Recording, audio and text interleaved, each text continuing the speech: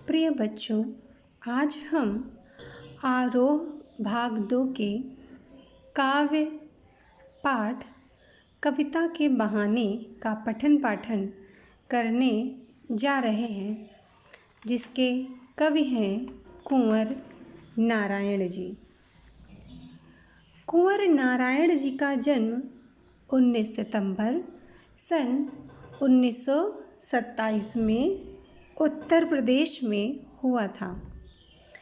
इनकी प्रमुख रचनाएं परिवेश, हम तुम आमने सामने, कोई दूसरा नहीं, इन दिनों, आत्मजयी और आज से पहले, आकारों के आसपास आदि इनकी प्रमुख रचनाएं हैं। तो आइए आज हम अपने पाठ का पठन पाठन इस पहले पद्यांश से आरंभ करते हैं। यहाँ पर इस कविता में कवि की कल्पनाओं को दर्शाया गया है। कवि की कल्पनाओं का अलग अलग रूप में दर्शन मिलता है और तुलना कवि की कल्पनाओं की अलग अलग चीज़ों से की जाती है। जहाँ पर सबसे पहली जो यहाँ पर तुलना की गई है वह चिड़िया के साथ की गई है। कवि एक उड़ान है चिड़िया के बहाने, कविता की उड़ान भला चिड़िया क्या जाने। कवि यहाँ पर कहते हैं कि अपने भावों की अभिव्यक्ति अत्यंत उड़ान ऊंची होती है। अपने भावों के अभिव्यक्ति की उड़ान अत्यंत ऊंची होती है, इसलिए कवि अपने भावों में जब बहने लग जाता है तो वो बहुत ऊंची उड़ान भरने लगता है। जैसे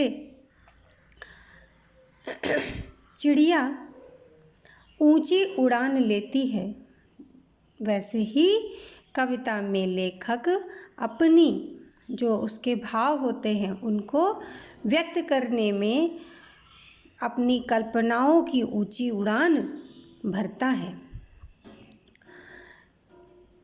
कविता की उड़ान भला चिड़िया क्या जाने।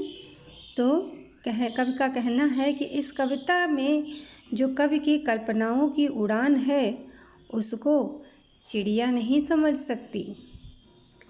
फिर बाहर भीतर इस घर उस घर, कवि अपनी अभिव्यक्ति को, अपनी भावनाओं को व्यक्त करने की तरीके को कहते हैं कि बाहर के जो भीतर के उनके, यानी कि जो बाहर जो कुछ भी वो देख रहे हैं वो सब बाहर के उनकी जो कल्पनाएं हैं, उनके भीतर उमड़ने वाली जो कल्पनाएं हैं उनको वो प्रत्येक घर के अनुभवों के द्वारा ही करते हैं।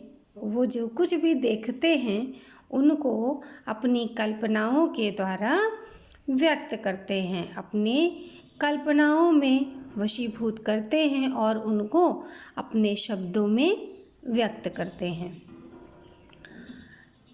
कविता के पंख लगा उड़ने के माने, चिड़िया क्या जाने। कविता में कवि की उड़ान सीमाओं के बंधनों से मुक्त होती है। उनकी कल्पनाओं की कोई सीमा नहीं होती। कवि अपनी कल्पनाओं के उस पार बह चुके होते हैं, क्योंकि किसी भी व्यक्ति की कल्पना का कोई अंत नहीं होता और कवि तो अत्यंत कल्पनाशील होते हैं। उनकी कल्पनाओं का तो अंत संभव ही नहीं है। कवि अपनी कल्पनाओं के सीमाओं के बंधनों से बिल्कुल मुक्त होते हैं। कवि कविता में अपनी अभिव्यक्ति रूपी पंख लगाकर उड़ता है। कवि कविता में पंख लगा उड़ने के माने अपनी कल्पना रूपी जब वो पंख लगा करके उड़ते हैं तो वह कितना दूर निकल जाते हैं। वह भला उस कल्पना रूपी पंख के द्वारा जब कवि उड़ता है तो उस उड़ान के विषय में चिड़िया को समझ पाना अत्यंत कठिन है। अर्थात चिड़िया की उड़ान बहुत ऊंची उड़ान है, किंतु उसकी भी उड़ान से ऊंची कवि की उड़ान होती है। कविता एक खिलना है फूलों के बहाने, कविता का खिलना भला फूल क्या जाने। यहाँ पहले पद्यांश में चिड़िया से तुलना की गई और अब कवि की कल्पनाओं की तुलना फूलों के साथ की जा रही है।